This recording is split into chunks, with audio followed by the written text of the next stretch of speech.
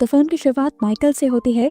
वो और उसके डैड दोनों मॉर्टिशियंस हैं जो मरे हुए लोगों की बॉडी वॉश करते हैं। फिल्म के स्टार्ट में ही ये फ्यूनरल के लिए एक लेडी की बॉडी को तैयार कर रहे थे जिसने सुसाइड की थी। माइकल अपने डैड से पूछता है कि इसने सुसाइड कैसे की, तो उसके डैड उसे समझाते हैं, देखो बेटा, हमारा काम सिर्फ लोगों की बॉडी को फ्यूनरल के लिए तैयार करना होता है, उनकी मौत के बारे में जानना हमारे लिए बेहतर नहीं। उस औरत की बॉडी पर मरते हुए एक ब्रेसलेट था और एक अजीब सा डेविल वाला टैटू भी बना था। फिर आज रात में माइकल अपने दोस्त से मिलता है और उसे बताता है कि उसने सेमिनरी कॉलेज को ज्वाइन करने का फैसला किया है। सेमिनरी कॉलेज असल में क्रिश्चियंस का कॉलेज है जहाँ पर प्रीस्ट बनने की पढ़ाई की जाती है। उसके फ्रेंड ने पूछा, तुम प्रीस्ट क्यों बनना चाहते हो, तुम्हारे तो ग्रेड्स भी इतने अच्छे हैं। तो उसने कहा, हमारी फैमिली में सिर्फ 2 ही काम हो सकते हैं, या तो मैं मोर्टिशियन बन सकता हूँ या फिर प्रीस्ट। मोर्टिशियन मैं बनना नहीं चाहता, इसीलिए मैं प्रीस्ट की स्टडी करने जा रहा हूँ। 4 साल बाद मैं कोई भी बहाना करके प्रीस्ट नहीं बनूंगा और कम से कम इस मोर्टिशियन वाले काम से भी मेरी जान छूट जाएगी। फिल्म में 4 साल का वक्त गुजर जाता है और दिखाया जाता है कि आज सब लोगों ने अपना ये कोर्स पूरा कर लिया था। सब लोगों को उनकी डिग्री दी जाती है और रात होते ही माइकल अपने फादर को रेजिग्नेशन दे देता है कि वो आगे एक प्रीस्ट के तौर पर अपनी जिम्मेदारियां नहीं निभा सकता। ईमेल करते ही माइकल ने अपना बैग पैक किया और यहाँ से निकल गया, लेकिन उसे रोकने के चक्कर में वो साइकिल पे चलती एक लेडी से टकरा गई।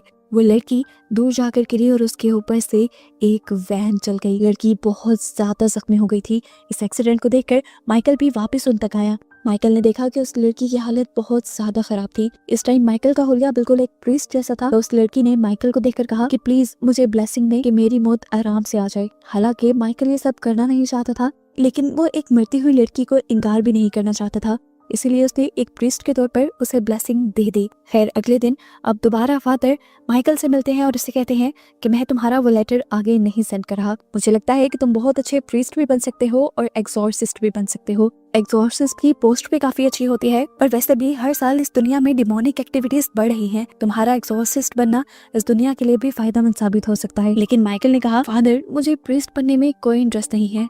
तो फादर ने बताया कि अगर तुम प्रीस्ट नहीं बनोगे तो चर्च तुम्हारी सारी स्कॉलरशिप तुम्हारी लोन में बदल देगी और तुम्हें उसे फिर पे करना पड़ेगा। माइकल बेचारा क्या करता, अब उसे फादर की बात माननी पड़ी और वो एग्जॉर्सिस्ट बनने के लिए तैयार हो गया। हालांकि उसे एग्जॉर्सिज्म पे और डिमोनिक एक्टिविटीज पे बिल्कुल भी बिलीव नहीं था, लेकिन क्योंकि इस ट्रिप के उसे पैसे मिल रहे थे तो उसने अपना टाइम पास करने का ही सोचा। पहली क्लास शुरू हो जाती है। फादर सभी बच्चों को बताते हैं कि एग्जॉर्सिज्म करने से पहले हमें इंसान की मेंटल और फिजिकल हेल्थ को देखना पड़ता है। मेंटल इलनेस और डिमोनिक सिंड्रोम की निशानियां लगभग एक जैसी होती हैं, लेकिन डिमोनिक सिंड्रोम में इंसान लोगों से कट के रहता है, लगातार पेन में रहता है और किसी से बात करना पसंद नहीं करता। इसी क्लास में माइकल एक जर्नलिस्ट से मिलता है जो अपना जर्नल लिखने के लिए ये कोर्स कर रही थी। इसी क्लास के दौरान फादर ने माइकल का एग्जॉर्सिज्म पे बिलीव ना होना नोटिस कर लिया था, इसीलिए वो माइकल को फादर लोडस से मिलने को कहते हैं जो एग्जॉर्सिज्म में बहुत ज्यादा एक्सपर्ट थे। उनकी बात मानते हुए माइकल उनके घर चला जाता है, जो घर बिल्कुल एक खंडर जैसा था।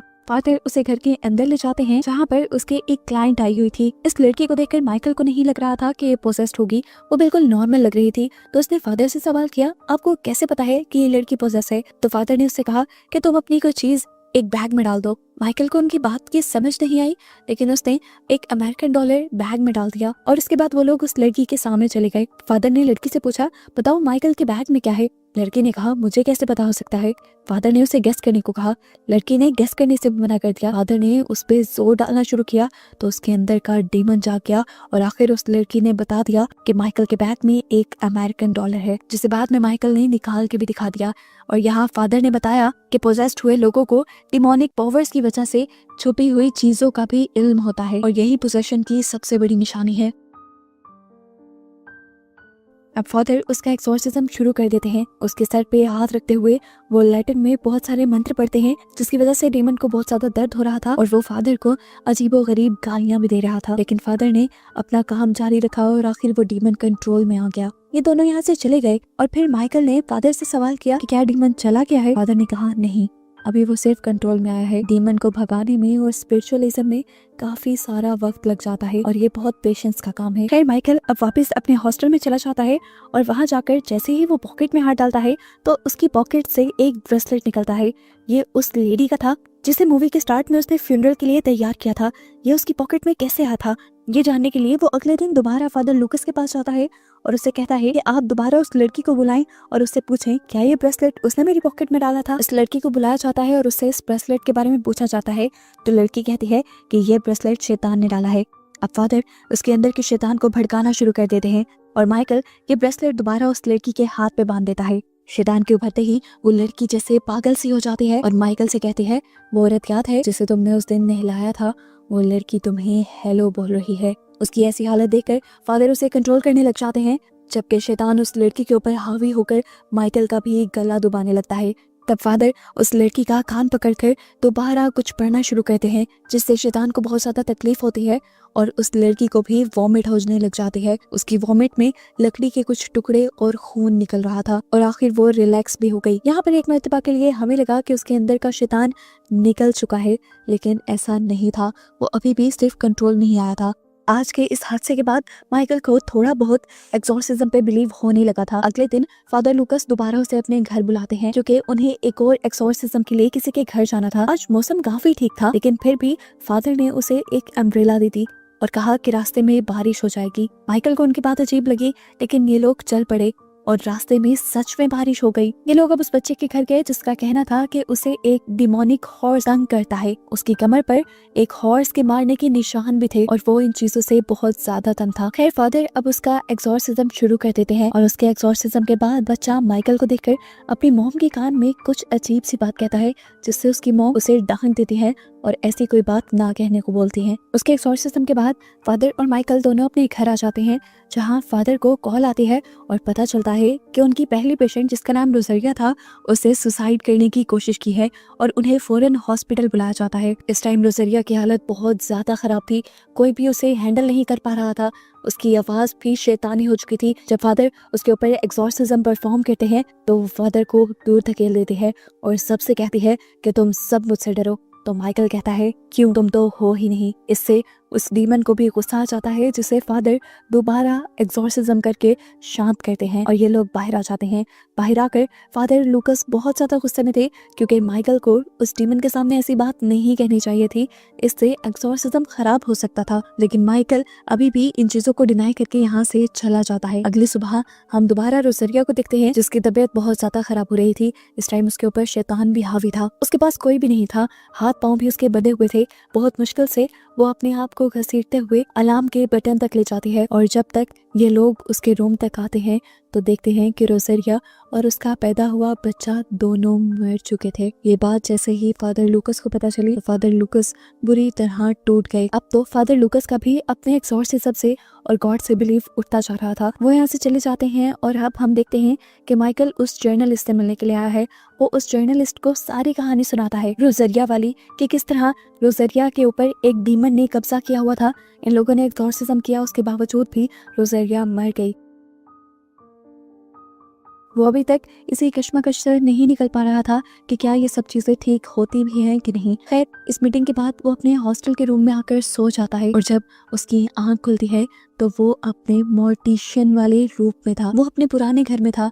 वो इस टाइम एक मुर्दे को नहला रहा था कि तभी उसके पास कोई अजीब सा ओल्ड मैन आया।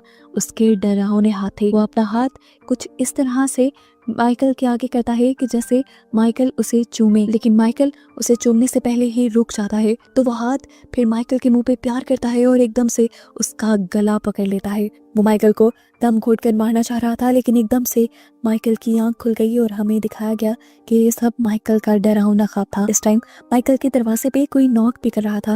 माइकल ने जाकर देखा, यहाँ पर फादर आए थे जो उसे फौरन घर जाने को कहते हैं, क्योंकि उसके डैड की तबीयत बहुत ज्यादा खराब थी। फादर ने उसकी फ्लाइट का इंतजाम भी कर दिया था।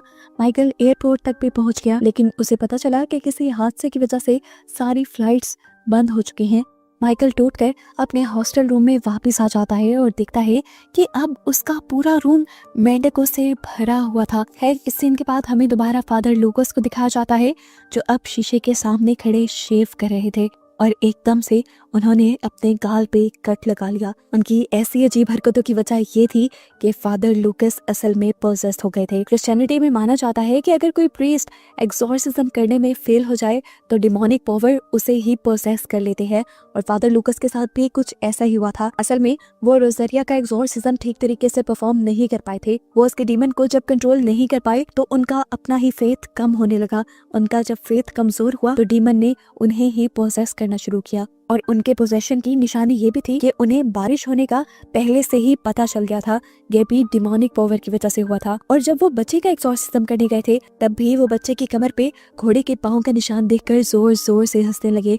असल में उस टाइम उनके अंदर डीमन ही था, और अब रोजरिया के मरने के बाद उनका अपना फेथ बिल्कुल खत्म हो चुका था।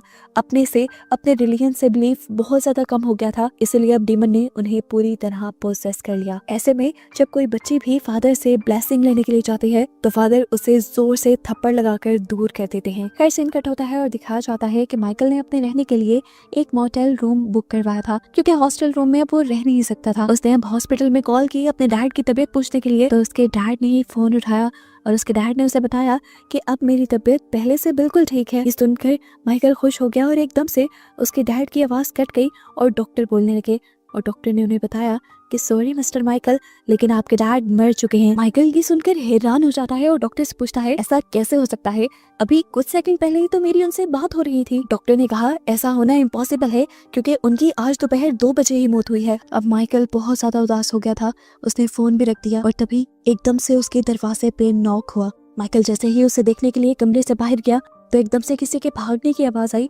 लेकिन वहां पर तो कोई भी नहीं था, और अब उसके कमरे के डोर लॉक के ऊपर वही ब्रेसलेट भी था जिसे हम मूवी में बार बार देख चुके हैं। उसे अब अपने डैड की आवाज आ रही थी जो उसे मदद के लिए बुला रहे थे। माइकल पागल हुआ, उनके पीछे भागता रहा और यहाँ तक के होटल से बाहर भी निकल आया। बाहर नीचे किसी के कदमों के निशान भी थे और एकदम से उसके डैड की आवाज आई, बस टेंशन मत लो, अब दर्द खत्म हो गया। और हमें दूसरी तरफ उसके डैड को गिरता हुआ दिखाई दिया, और यही मोटर के बाहर उसे एक घोड़ा भी नजर आया जिसकी आंखें बुरी तरह लाल हुई थी, जिसका मतलब था कि उसके अंदर डिमोनिक पावर्स थी। उसे देखकर वो परेशान हो जाता है और अपनी फेलो उस जर्नलिस्ट को कॉल करता है। ये दोनों मिलकर अब उस बच्चे के घर जाते हैं जिसे वो डिमोनिक घोड़ा तंग किया करता था। माइकल यहाँ जाते ही सबसे पहले उस बच्चे की माँ से पूछता है कि उस दिन आपके बेटे ने आपको क्या कहा था। तो वो औरत बताती है इसने कहा था कि तुम्हारे डैड की जल्द ही मौत हो जाएगी। और ये सुनकर माइकल हैरान हो जाता है क्योंकि सच में उसके डैड भी मर चुके थे। माइकल अब उस बच्चे से पूछता है आखिर तुम्हें ये बात किसने बताई थी। तो बच्चे ने बताया मुझे ये बात उसी ने बताई है जिसे तुम रात को देख चुके हो। माइकल अब परेशान हो चुका था, उसे पूरी तरह इन चीजों पे यकीन हो गया था और अब उसे मदद चाहिए थी।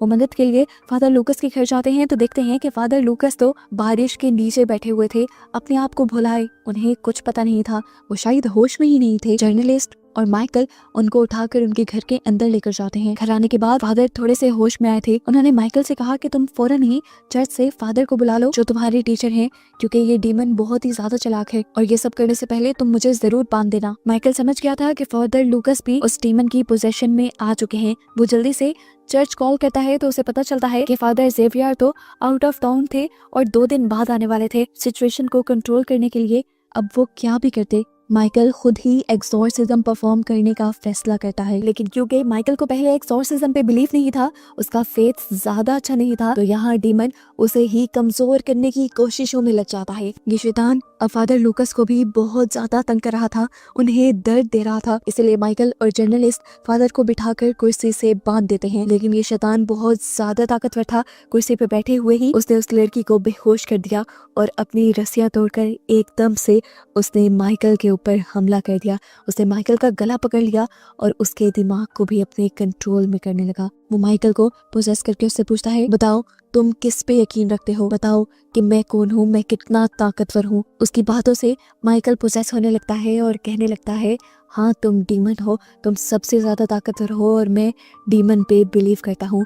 हालांकि ये सब कहते हुए उसके दिमाग में बार बार गॉड की याद आ रही थी, उन सब पलों की याद आ रही थी जब जब वो अपनी मॉम के साथ चर्च में जाता था, जब उसकी मॉम उसे गॉड के बारे में बताती थी। उसके हाथ में इस टाइम क्रॉस भी था जिसे उसने अच्छे से पकड़ा हुआ था। लेकिन जब उसने डीमन से ये कहा कि हाँ मैं तुम पे बिलीव करता हूँ, तो उसकी आंखें बदल गई, बिल्कुल सफ़ेद पड़ गई।